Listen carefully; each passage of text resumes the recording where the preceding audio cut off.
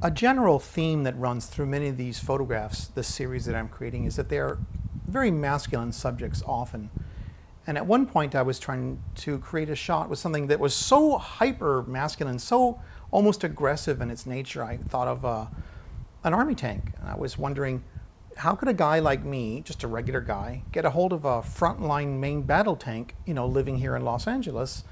So I sent out several emails to several Army facilities and, Marine Corps facilities in the area and got no replies. And eventually thought of getting a hold of an Army base called Fort Irwin. It's halfway between Los Angeles and Las Vegas. It's next to Death Valley, so it's way out in kind of the middle of nowhere in this giant desert space. Eventually I was talking to Kenneth Driley, who's the Assistant Deputy Public Affairs Officer for the base at the time, and was having a good conversation explaining who I am and what I wanted to do and how it might work. And his response was very positive and open and explained that send us some photographs and a proposal and he'll pass it up the chain of command. And it was so amazing. In about 9 hours time on that same day, that evening, I received a call from Major John Clearwater, who is the Public Affairs Officer for the base at the time.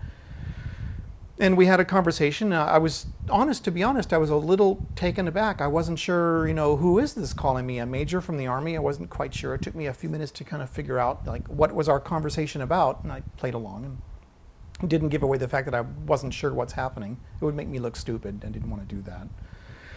So eventually, after we had a very good conversation, he explained that the general in charge of the base would be very interested in supporting my request for access. He said they get requests for access all the time from, Time and Newsweek and the Discovery Channel, Science Channel, the LA Times. There's often lots of photographers and lots of news teams cruising through. They race in, they do photographs, and they blast out of there. He said this is the first request they've ever had from an artist, and I, explained previously what I wanted to do and why, and to show to demonstrate these, attributes of character and integrity, not just take pictures, and absolutely not snapshots. They are indeed difficult to get, but I think the results speak for themselves.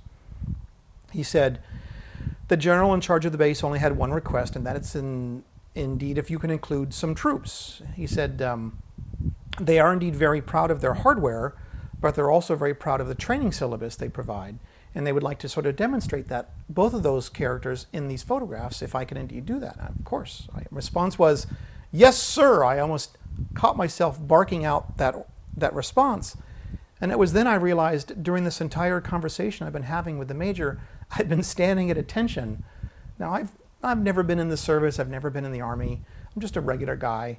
But I must say, getting a call from a major in the United States Army, it definitely got my attention. So a couple days later, he did send an email with the times and dates that I'd be able to come up there and spend some time on the base. And in about 6 weeks, they explained that they'll have another training cycle going through, and that will be a good time to come up and spend a few days. They gave me a 4 or 5 day window to be there. When I got there, I did spend some time on the base. I'd go off every night and drive about 50 miles back into civilization to spend the night at the hotel, coming in about 3 in the morning. It was a long, difficult process, but it was very exciting, and got to spend time with one of the gentlemen who drove me around. It was neat. At one point, we couldn't just go out and grab some tanks and take some photographs. We had to literally drive around looking for where we could find some of these pieces of hardware. They do indeed maneuver out in this giant space. It is indeed, I guess for lack of a better word, just like Iraq. They don't shoot live rounds all the time. They're shooting basically with electronics and laser beams and blanks and things like that. But they try to, as much as possible, replicate the environment in Iraq that these soldiers will be living in very soon. So other than the fact that they don't literally get killed, it's very, very, dangerous and difficult, hot space to be in.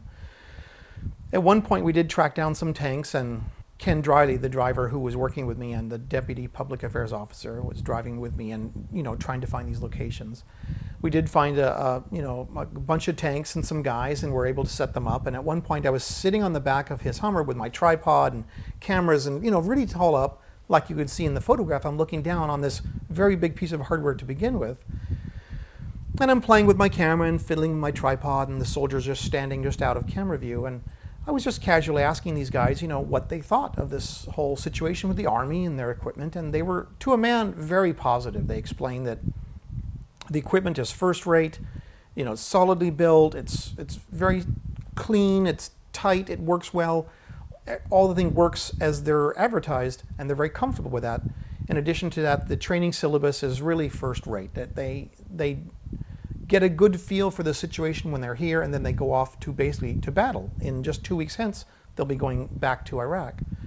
So he explained that, you know, they have no illusions about the whole situation, but with the equipment and the training itself, they feel they'll be okay. And that was, you know, very interesting.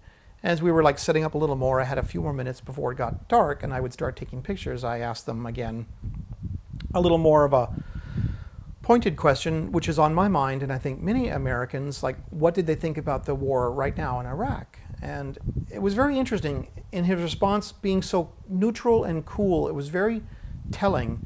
He explained that they're professional soldiers, that they've been in the Army for some time. Now when they're called up to do their duty, they will perform their duty with distinction and honor.